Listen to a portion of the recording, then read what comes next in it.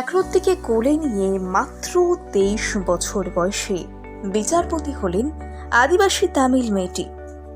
পরীক্ষা দেওয়ার কদিন আগেই মা হয়েছেন ভি শ্রীপথি।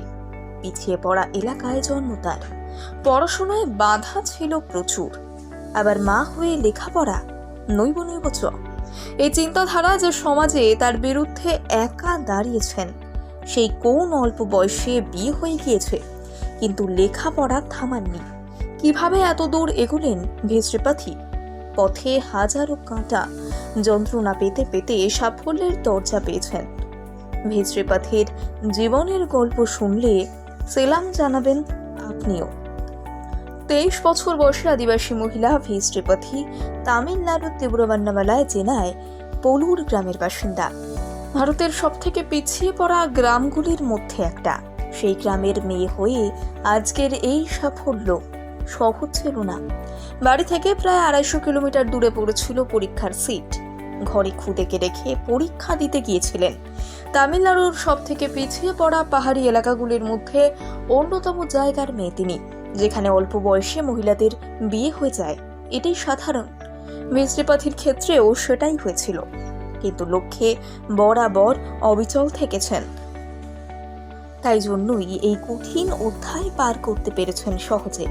দেশের অন্যতম কঠিন সরকারি চাকরির পরীক্ষায় পাশ করেছেন ভি শ্রীপথি। মাত্র 23 বছর বয়সে পাবলিক সার্ভিস কমিশনের পরীক্ষায় উত্তীর্ণ হয়ে সিভিল কোর্টের জাজ হয়েছেন। ছোটবেলা থেকেই তার টার্গেট ছিল বিচারপতি হওয়ার। কলেজ জীবন পার করেও সেই চেষ্টা তিনি চালিয়ে গিয়েছেন। এরই মাঝে মা হয়েছেন। জীবনটা পাল্টে গিয়েছিল যেন হঠাৎ করেই। তবুও লক্ষ্য তাকে আটকাতে পারেনি। একরত্তিকে কোলে নিয়েই তামিলনাড়ুর পাবলিক সার্ভিস কমিশনের পরীক্ষায় বসেছিলেন, আর প্রথম পরীক্ষাতেই করেছেন বাজিমাত। আদিবাসী মহিলার এই কীর্তিতে কুর্নিশ জানিয়েছেন তামিলনাড়ুর মুখ্যমন্ত্রী এম.কে. স্ট্যালিনও। তাকে ঘিরে পোলুর গ্রামে এখন কত আনন্দ। অনুষ্ঠানেরও আয়োজন করা হয়েছে। মালা পরিয়ে ঢোল বাজিয়ে আয়োজন করা হয়েছিল বিশাল মিছিলের।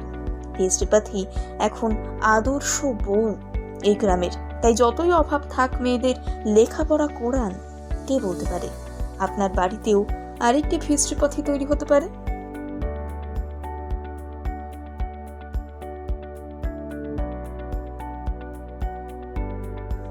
একরত্তিকে কোলে নিয়ে মাত্র 23 বছর বয়সে বিচারপতি হলেন আদিবাসী তামিল মেয়েটি। পরীক্ষা দেওয়ার কদিন আগেই মা হয়েছেন ভি শ্রীপথি।